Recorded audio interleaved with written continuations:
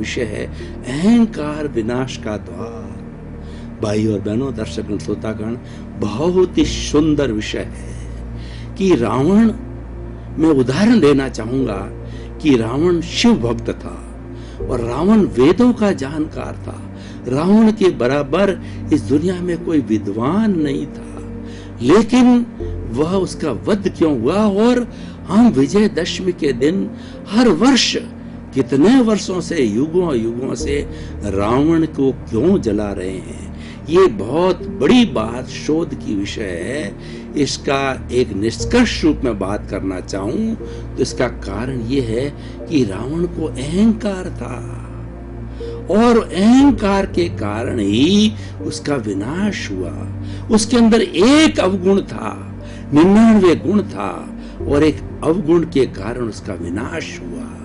देखिए कि स्वयं राम ने अपने भाई लक्ष्मण को, जब रावण का अंतिम समय था, वो लास्ट बेड पे था, वो शैया पे, मृत्यु शैया पर था, तो उस वक्त में जो है भगवान राम ने अपने भाई लक्ष्मण को कहा कि लक्ष्मण तुम जाओ, रावण ज्ञानी है, रावण विद्वान है, रावण शिव भक्त है, रावण के पास वेदों का जानकार है और बहुत बड़ा पहुंचा हुआ व्यक्ति है, उससे ज्ञान लेकर के आओ। तो एक बार तो शक पकाए लक्ष्मण जी कि भैया शत्रु के पास जाकर के मुझे ज्ञान लेने की बात कह रहे हैं। भाई का आदेश था, चले गए, रावण के सिर की तरफ जाके खड़े हो गए और हाथ जोड़ा और रावण ने उनकी तरफ उठा के भी नहीं देखा, कोई बात नहीं हुई। तब पुनः जो है लक्ष्मण जी लौट करके राम के पास में आए और राम के पास से कहो भैया उन्होंने तो मेरी तरफ उठा के, मुंह उठा के भी, नजर उठा के भी नहीं देखा, मुझे कोई ज्ञान नहीं दिया। तो राम ने कहा भैया लक्ष्मण तुम किस दिशा में खड़े थे? कि मैं उनके सिर की तरफ खड़ा था। नहीं, तुम उसके पैरों की तरफ जाओ, ज्ञान लेना होता है गुरु से, तो गुरु के चरण स्पर्श करो, गुरु के चरणों के अंदर बैठो, गुरु के चरणों को मस्त जो शिरोधार्य करो, तब ज्ञान मिलता है।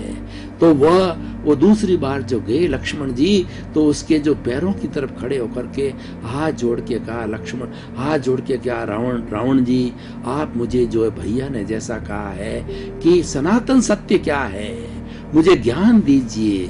तब उन्होंने संक्षेप में, लंबी बात है, मैं संक्षेप में कहना चाहता हूं कि भैया जो है वो अहंकार विनाश का द्वार है। जीवन में कभी अहंकार नहीं करना चाहिए। अहंकार करने से जो मेरी ये स्थिति हुई, मैं हमेशा समझता रहा कि मैं मृत्युंजय हूँ, मैं अमर हूँ, मैं अत्यंत शक्तिशाली हूँ, मैं विद्वान हूँ, मैं शिव का मुझको आशीर्वाद है, मेरा कुछ नहीं बिगाड़ सकता। इस अहंकार के कारण मेरी ये दुर्गति हुई। तो भाई और बहनों, दर्शकगण, श्रोतागण, मैं आपको कहना चाहता हूँ कि जीवन के अंदर अगर आप तरक्की करना चाहते हो, जीवन के अंदर आगे बढ़ना चाहते हो, अहंकार को पास पटकने मत दो। आप विनय कीजिए। विनय जो है वो सभी गुणों की खान है।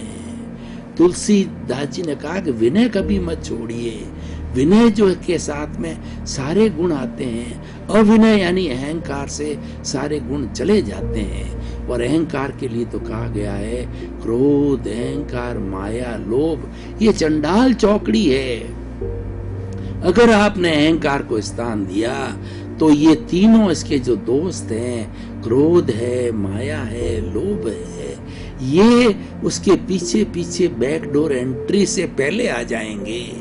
तीनों का कॉन्ट्रैक्ट है चंडाल चौकड़ी का, अकेले नहीं रहते हैं। मैं आपको उदाहरण देना चाहूंगा कि जो व्यक्ति अहंकारी होता है उसको क्रोध भी आता है, क्योंकि अहंकार के वशीभूत होकर के वो सब लोगों को अपने से छोटा समझता है। वो घमंड करता है कि मेरे सामने दिए कुछ भी नहीं है। तो और कोई सिर उठाता है, कोई उसकी निंदा करता है, तो उसको क्रोध आता है।